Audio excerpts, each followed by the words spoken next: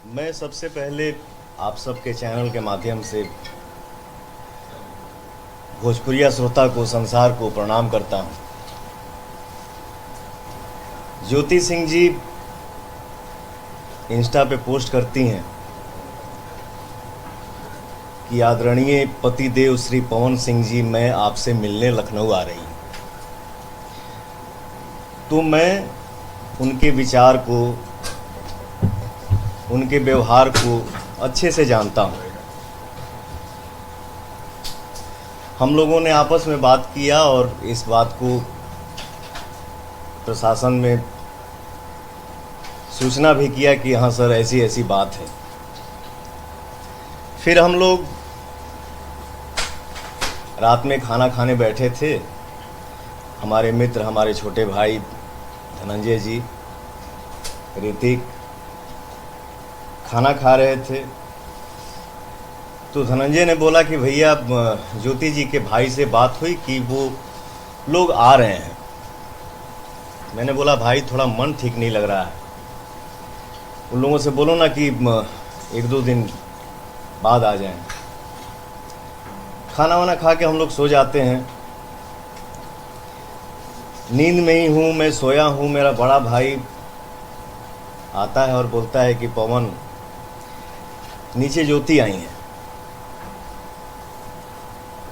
मैं उठता हूँ, मुझे एक मीटिंग में भी जाना था। मैं ये बोलना चाहता हूँ कि कानून हमारे लिए भी मायने रखता है और कानून आपके लिए भी मायने रखता है। तलाक का केस हमारी तरफ से आरा से चल रहा है। मेंटेनेंस का केस ज्योति जी की तरफ से चल रहा है, बलिया से। और मैं ये बोलना चाहता हूँ कि ज्योति जी, अगर मैं आपसे मिलना नहीं चाहता तो क्या आप हमसे मिल पाती हैं? फिर भी हम रेडी हुए, रेडी होके बैठे। मेरा छोटा भाई ऋतिक नीचे कहीं अगल बगल में था, उसको ज्योति जी फ़ोन भी की थी। ऋतिक आया, धनंजय जी आए और उनको सम्मान सहित फ्लैट के अंदर लेके आए। हम लोग अच्छे से मिले। ज्योति जी थी, उनकी बड़ी बहन जूही जी थी, उनके छोटे भाई दुर्गेश जी थे और एक नया लड़का जो उनका सोशल मीडिया देखता है। मैं उनसे मिला। मेरा ज्योति जी से व्यवहार कैसा रहा, ये ज्योति जी जानती हैं, उनका दिल जानता है और भगवान जानते हैं। आते ही उन्होंने बोला कि मैं अब यहाँ से हिलूंगी नहीं। मैंने बोला पानी पीजिए। फिर उन्होंने बोला कि मेरा तलाक का मैटर जब तक क्लियर नहीं हो जाता है तब तक मैं यहाँ से हिलूंगी नहीं। मैंने बोला एक बात बताइए, एक छत के नीचे रह के मुकदमा लड़ा जाता है क्या? फिर हम लोग साथ में चाय पीते हैं। उनका यही रट, मैं यहाँ से निकलूंगी नहीं, मैं यहाँ से हिलूंगी नहीं। मुझे ऐसा महसूस हुआ कि यहाँ पे माहौल कुछ ऊपर नीचे होने वाला है। मैंने पूछा, मैंने बोला कि आप लोग खाना खाइए अच्छे से। क्या खाएंगी आप लोग? मैंने स्टाफ को बोला कि पूछो मैडम क्या खाएंगी, जो बनेगा वो बना लो, जो नहीं ये हो पाता है उसको बाहर से मंगा लो। मैं उठा, बोला कि मैं थोड़ा सा मीटिंग में जा रहा हूँ, 1-1.5 घंटा, 2 घंटा, 2.5 घंटा मुझे लगेगा आने में। और धनंजय से बोला कि धनंजय, मैं आ रहा हूँ मीटिंग से, तब तक आप मैडम से बात करिए क्या है क्या नहीं, ये क्या कहना चाहती हैं। मैं निकलता हूँ।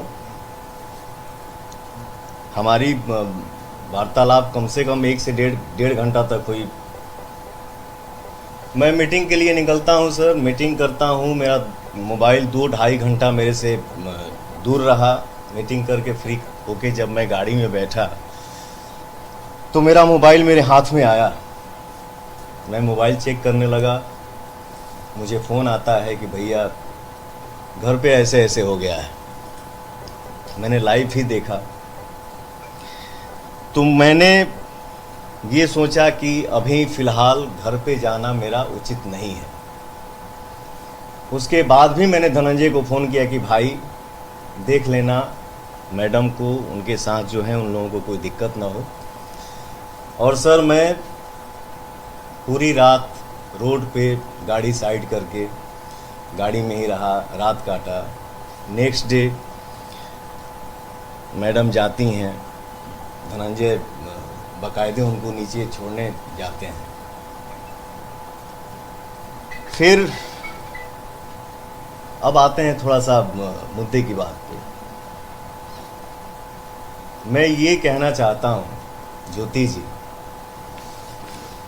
कि आप जो अपने पति के लिए अपनापन दिखा रही हैं, ये अपनापन चुनाव से 1 महीना पहले क्यों नहीं दिखा? ये अपनापन चुनाव से 2 महीना पहले क्यों नहीं दिखा? 3 महीना पहले क्यों नहीं दिखा? 4 महीना पहले क्यों नहीं दिखा? ये अपनापन चुनाव से 1 महीना बाद क्यों भी दिख जाता? आज ही क्यों? क्योंकि मैं अमित शाह जी से मिल लिया, जेपी नड्डा जी से मिल लिया, धर्मेंद्र प्रधान जी से मिल लिया, विनोद तावड़े जी से मिल लिया, उपेंद्र कुशवाहा जी से मिल लिया। वाह रे अपनापन। और एक बात, ज्योति जी के पिताजी राम बाबू सिंह जी लखनऊ आते हैं, हमारी उनकी मुलाकात होती है तो उनके पिताजी बोलते हैं कि पवन जी आप हमारी बेटी को विधायिका बना दीजिए, इसके बाद आपको उसको रखना होगा रखिएगा, छोड़ना होगा छोड़ दीजिएगा। मैंने बोला पिताजी ये हमारे बस की बात नहीं है। और ज्योति जी विधायिका बनने के लिए आप इतना हद तक गिर सकती हैं, ये मुझे उम्मीद नहीं था। खैर आपको जो करना है सो करिए, आपको जितना बोलना है बोलिए, आपको जितना गिरना है गिरिए, लेकिन मैं मर्यादा से बाहर नहीं जा सकता, क्योंकि ये मेरे माँ बाप का दिया हुआ संस्कार है। आज आप सभी के आशीर्वाद से दुनिया पवन सिंह को सुपरस्टार बोलती है, पावर स्टार बोलती है। 40 साल का हो गया, 10 घंटा मेहनत करता हूँ, 15 घंटा मेहनत करता हूँ, 20 घंटा मेहनत करता हूँ। मेहनत करके जब घर वापस लौटता हूँ, दरवाज़ा खटखटाता हूँ तो मेरा भी दिल करता है कि या तो दरवाज़ा मेरी बेटी खोले और नहीं तो मेरा बेटा खोले। लेकिन सर दरवाज़ा मेरा स्टाफ खोलता है, नहीं तो मेरी बूढ़ी माँ खोलती है। इसके बाद हम लोग घर में इंटर करते हैं, हम भाई मित्र स्टाफ मिल के खाना बनाते हैं, खाना खा के सो जाते हैं। मैं इतना कहना चाहता हूँ, मैं भी इंसान हूँ यार, थक जाता हूँ कभी कभी। यही बात है सर कि महिला के हर बात पे आंसू गिर जाता है और वो दुनिया को दिख भी जाता है। मर्द का दर्द नहीं दिखता है और ना ही वो दिखा पाता है। और एक बात, जो लोग इस मैटर में मज़े ले रहे हैं, ये है वो है, ऐसे है वैसे करना चाहिए, समाज की बात, तो मैं इतना बता दूं, इतना कह दूं कि फैमिलियर बात जो भी होती हैं वो कमरे में होती हैं, कैमरे पे नहीं। मैं बस इतना ही कहना चाहूँगा। बहुत बहुत धन्यवाद। जो कुछ हुआ है ये आपके पॉलिटिकल बढ़त हो रही है, आपका कद बढ़ रहा, उसकी वजह से साजिशन ही आपको डैमेज करने के लिए आई है जो कि मैं अपने जीवन में सर मैं बहुत कम बोलता हूँ। मैं नहीं चाहता हूँ कि हर बात पे लाइव आऊँ, हर बात का सफाई दूँ, लेकिन आप लोगों को क्या लग रहा है? मैंने बोला ना कि ये अपनापन आज से 2 महीना पहले क्यों नहीं दिखा, 4 महीना पहले क्यों नहीं, ये अपनापन आज ही क्यों दिख रहा है? ये क्या हो सकता है? यही बात है और क्या है। पवन जी, आपको कोई राजनीतिक साजिश दिख रही है? आप बीजेपी ज्वाइन करने वाले हैं चुनाव से पहले, इतने क्रूशियल समय पर इस तरह की चीजों को होना विश्वास कैसे साथ में देखते हैं? है जो ज्योति के पीछे ग्लो कर रहे हैं, बढ़ा रहे हैं। खुद ज्योति है, उनके पीछे कोई पॉलिटिकल पार्टी।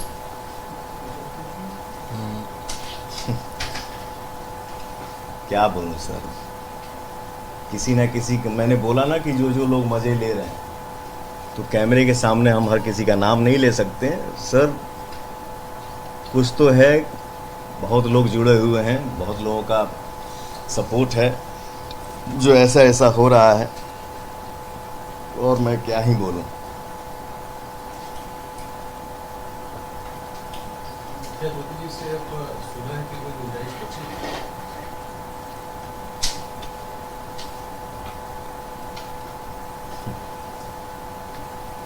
हमारा जो